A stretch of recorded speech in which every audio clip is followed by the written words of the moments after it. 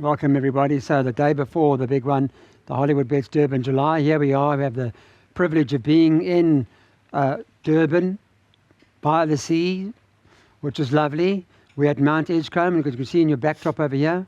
And it's a glorious day. We've got Friday out in Gqeberha, so we're looking at the Fairview race meeting. There are 8 races on the card. My companion Daryl Marie is with me, and he's been studying for this Durban July weekend, the Friday, the Saturday. I'm looking forward to what you like. Yeah, Klaas, as we discussed off air, this is our last chance to dance, make some float for the big day tomorrow.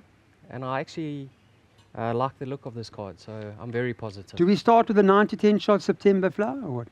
I haven't bankered her, Clyde. The reason being is she seems to be very nervous behind the pen. So she tends to give away starts and she's on the back foot. So those are the negatives. For that reason, I've added numbers 4 and 6. Now, number 4, Clyde, over the Atlantic.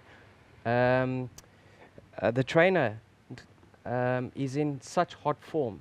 So Duncan McKenzie. Duncan McKenzie's on fire. Yeah. And then I've added number 6, Tarts and Queen. She's been fitted with the blinkers. So we are going to double up in the opening leg. Okay, so that's the play in as far as what this is the first race is concerned. Start of the bipart.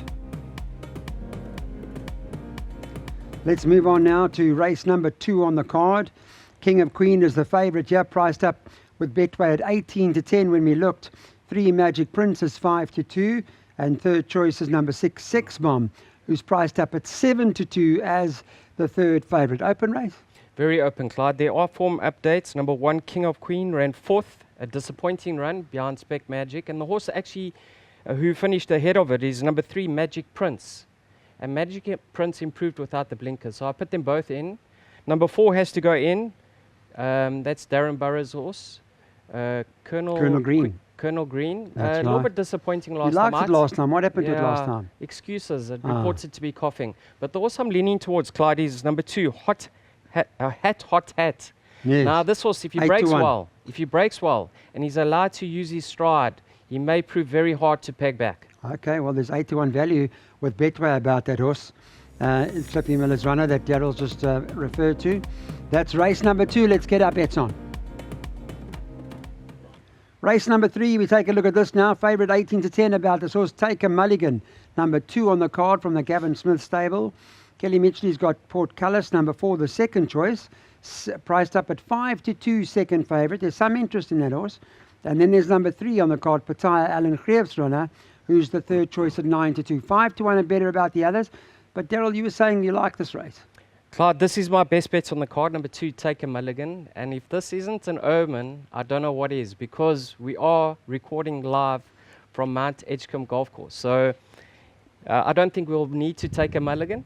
I think he'll come home lonely. You know, last time out, it's always hard to give weight in an open maiden, Clyde. And he loved the step up in trip and the fitment of the compression hood.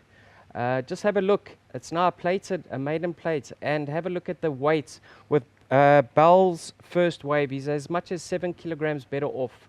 So that just shows you this is his race for the taking. Okay, so we're bankering. We're bankering. That's our play. All right, we've got it. That's race number 3. Pick 6 time. Let's get some money so we can go into the July full of pocket. Race number 4, number 7, Duke of Orange is favourite here. Gavin Smith got quite a few on the day, 22 to 10. Alan Greef's got By the Lights of the Moon, second choice. It's priced up 5 to 2. And then you've got the 3, William the First, the other Smith horse. In fact, Gavin Smith's got quite a few in here, who's priced up at 4 to 1. Open race? No, Clyde, I've narrowed it down to 2 runners, numbers 3 and 7, both trained by Gavin Smith. Now, number 7, Duke of Orange. Many will say that the run-up disappointed last time out, Arturo, but he was pulled out of the event. And a horse that won that race was Pashton Wali, was beaten 4 lengths. So the form line has been franked. He only got £2 for his latest victory, and he's very effective over this track and trip. So he is the first selection, but I've got health respect for number 3, William the First. And eye-catching local debut. I just hope he's not run off his feet over the 1200 on the poly. If he's not, and he turns into the straight handy, he can keep rolling. He is going to win his races in the Eastern Cape. Yeah, and they're both, well, it's a small field at the end of the day, so I guess they got chances. So there you heard from Daryl. It's for Gavin Smith to take home. Race number 5. Let's have a look at You Win Again. Alan Greef got the favourite, priced up 16 to 10. 5 to 1 about Tara Lang's runner. Red Sash, you give that any sort of chance? Clyde, I'm taking on the PE specialist, Nino Podesta. Yes. He has sent in 2 selections for the day. He labels You Win Again. Right. She has been impressive on the poly track. She's 2 from 2. But in my mind, she picked up a hefty penalty for a win last time out. The maximum 4 kg penalty. So it is going to be a stiff task, but she could be up to it. I think the value in the race is number 2, Red Sash. Now, if you have a look at her latest form, there have been 3 runners, 1 winner who was Time for Glory, and 2 seconds. So the form is looking very decent. She's having her peak run, whereas the favourite is returning from a rest. I think she's more than capable of giving this favourite a run for her money. I'm going 2 from 4. Interesting, because Red Sash Friday, where we're doing this recording, Thursday, is currently priced up at 5 to 1. So that is likely to shorten.